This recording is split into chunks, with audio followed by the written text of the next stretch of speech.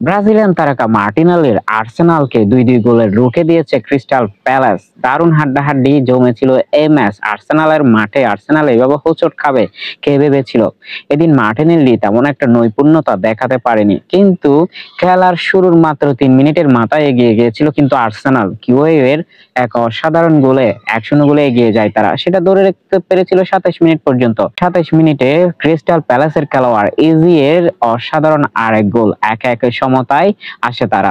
এরপর আক্রমণ পাল্টা আক্রমণ খেলা চলতে থাকে। জিতে যাওয়ার ঠিক আগ মুহূর্তে ৪২ মিনিটে ট্রসার্ডের আরেকটা গোল করলে আর্সেনাল ২-১ গোলে এগিয়ে যায়।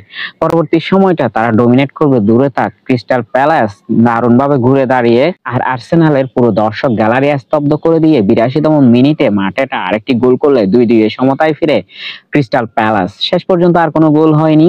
মার্টিনেলিদের রুখে দিয়ে অবশেষে ক্রিস্টাল প্যালেস নিজেদের ঘুরে দাঁড়ানোর প্রমাণ দিয়ে দিয়েছে।